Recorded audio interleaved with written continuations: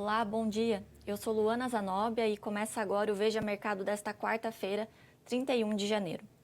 Lembrando que você pode nos assistir pelas nossas redes sociais ou nos ouvir pelo Spotify. O Ibovespa caiu e fechou abaixo de 128 mil pontos no pregão de ontem, bastante influenciado pelas ações da Gol, que caíram mais de 20%. Nesta quarta-feira, os futuros americanos operam em queda e as bolsas da Europa apresentam sinais mistos. Hoje, o que vai definir o tom do mercado é a decisão da política monetária no Brasil e nos Estados Unidos. Hoje é a famosa super quarta, o dia em que o Banco Central do Brasil e dos Estados Unidos decidem sobre suas taxas de juros. Por aqui, a aposta é de um corte de 0,5 ponto percentual, levando a Selic para 11,25%. E tudo indica que não deve haver surpresas nessa decisão. Mas a grande expectativa é com a decisão do Banco Central americano, o Fed. As projeções indicam a manutenção dos juros no intervalo entre 5,25% e 5,5%, mas o mercado de trabalho ainda aquecido coloca dúvidas sobre a postura do banco nessa e nas próximas reuniões. Para conversar comigo hoje, eu recebo Felipe Queiroz, o economista-chefe da Associação Paulista de Supermercados. Felipe, seja muito bem-vindo ao nosso programa. Olá, Luana, bom dia, é um prazer estar aqui. Muito obrigado pelo convite. Felipe, o mercado hoje precifica um corte de 0,5 ponto percentual na Selic, isso já está posto e está certo praticamente. Olhando agora a nossa atual conjuntura econômica e também o cenário externo, é possível apostar em cortes maiores nas próximas reuniões?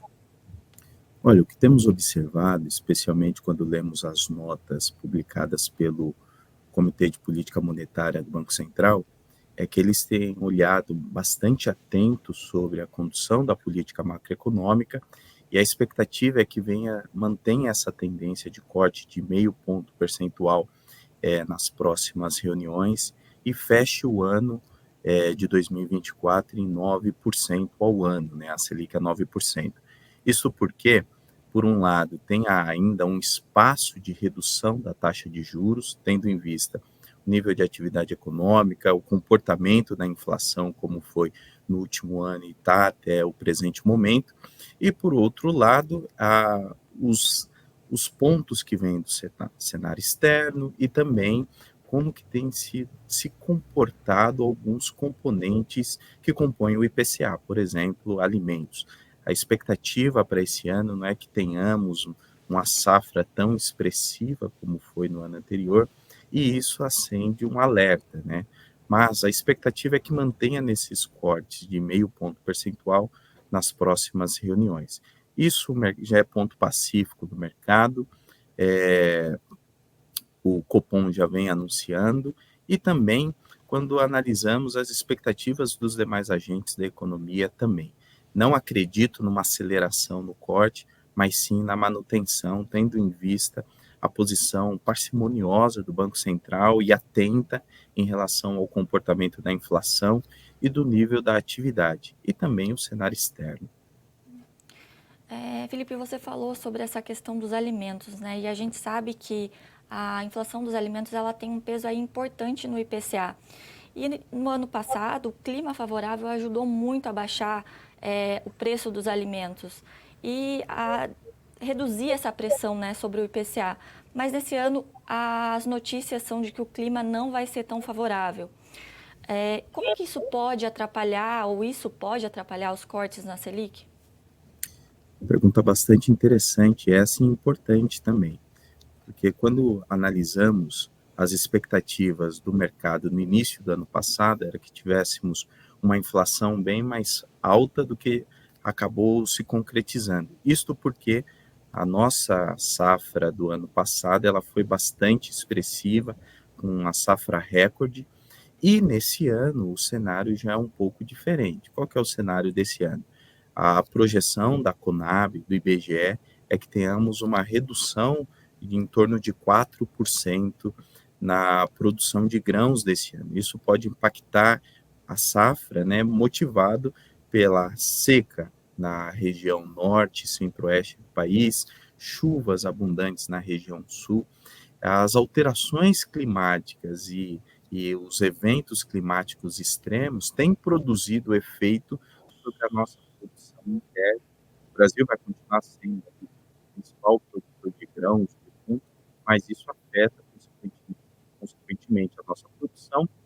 a nossa oferta interna e externa também, o que pode produzir um efeito sobre os índices de preços neste ano. Só para citar um exemplo, muitos itens importantes de necessidade, especialmente na cesta de alimentos, ele apresentou não apenas uma inflação abaixo do que foi o preço oficial, mas em alguns casos até deflação. Por exemplo, as carnes, bovinos, feijão, os derivados do soja apresentaram deflação. Para esse ano, estamos hoje com um olhar bastante atento sobre o comportamento desses componentes e não acreditamos que tenhamos um cenário tão benigno como foi no ano anterior.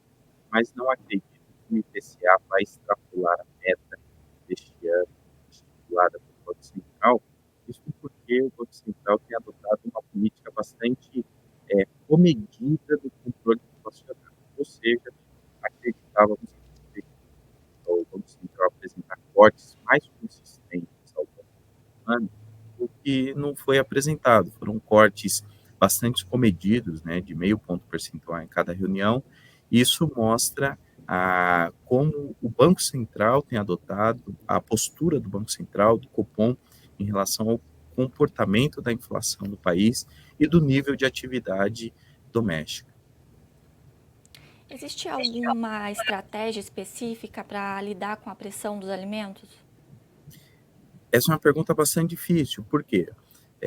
Tendo em vista a validade e o processo de armazenamento, não dá para adotar uma estratégia como a indústria pesada adota. Por exemplo, quando o preço do ferro está bastante baixo, tem uma projeção de alta, pode fazer um estoque maior, de 2, 3, 5 meses. Na indústria de alimentos não tem essa possibilidade de estocar por tanto tempo alguns produtos, né? A soja é possível, a milho é possível, mas qual tem sido a estratégia adotada por toda a cadeia do setor? Primeiro é fazer alguns hedges, né? Ou seja, efetuar algumas transações agora, enquanto o preço ainda não está na tendência de alta para ter um preço melhor de negociação. Por outro lado, outros setores de atividade, por exemplo, o setor supermercadista, ele acaba sofrendo a consequência de toda a cadeia produtiva da indústria de alimentos e, por último, ela acaba repassando a alta que vai acontecendo ao longo de toda a cadeia. Como que o setor age nessas situações?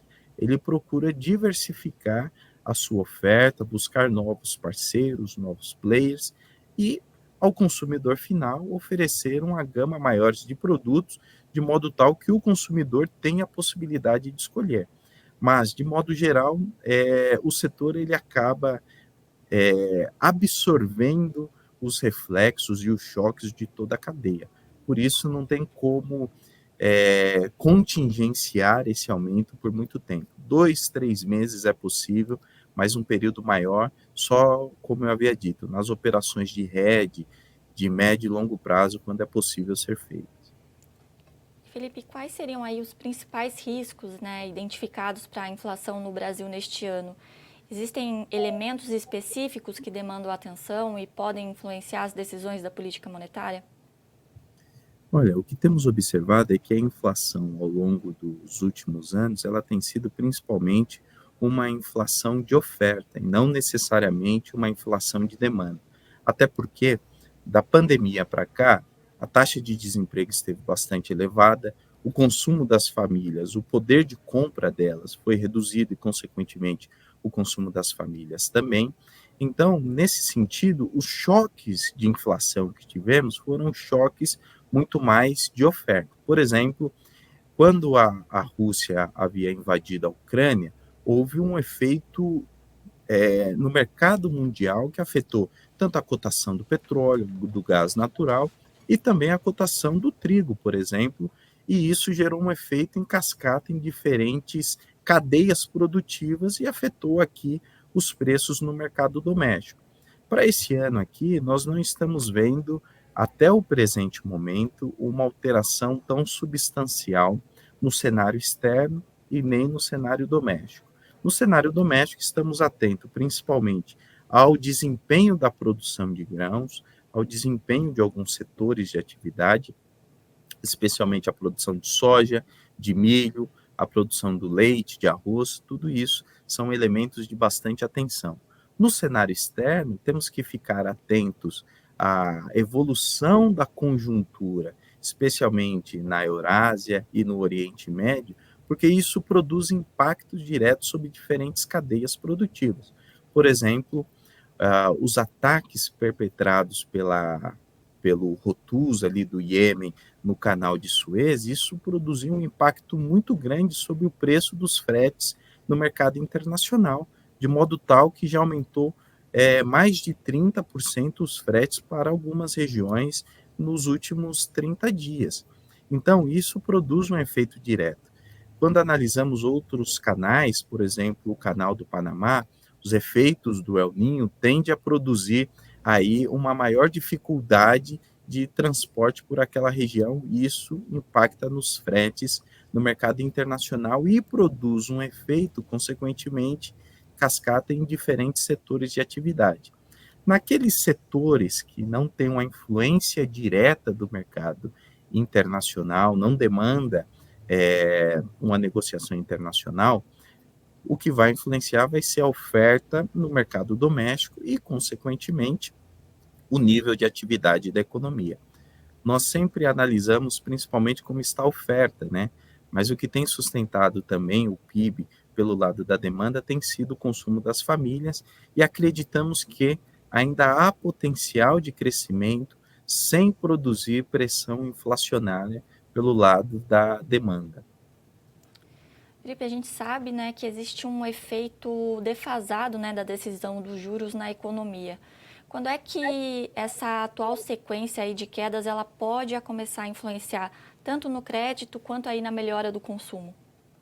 Olha, nós acreditamos que vem num ciclo, assim, a decisão ocorre no dia 1, em torno de 90 dias depois que começa a ter o efeito completo ali sobre a economia. Então, nós acreditamos que as decisões do Copom que foram adotadas no último bimestre do ano e as que serão adotadas agora, no dia de hoje, e nas próximas reuniões, o efeito dela começa a aparecer aí com maior ênfase a partir do segundo trimestre do ano. Isso indica que a atividade que ainda tem potencial de melhorar com a redução da taxa de juros, nós veremos um cenário melhor a partir do segundo trimestre do ano. Então, a partir de abril em diante, muitos dos efeitos das decisões agora do Copom serão observadas nesse período.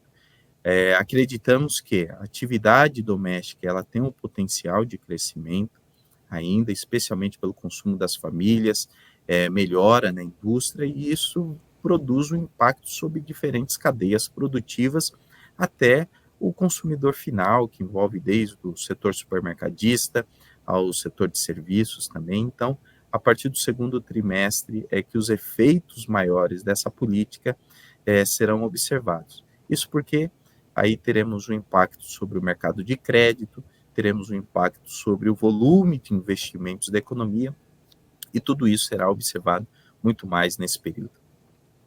Tá certo, Felipe. Muito obrigada pela entrevista, pela participação e até uma próxima oportunidade. Muito obrigado, é um prazer. Precisando, conte conosco. Um abraço. Passando agora brevemente pelos indicadores, o dólar abre o dia sendo negociado em leve alta, cotado a R$ 4,95. E os futuros do índice Bovespa, né, que mede a temperatura da bolsa antes da sua abertura, também negociam em alta de 0,29%. Obrigada pela sua companhia e pela sua audiência. Lembrando que nosso programa é transmitido de segunda a sexta nas nossas redes sociais e você também pode acompanhar pelo Spotify. O Veja Mercado é oferecido pela JHSF. Até mais.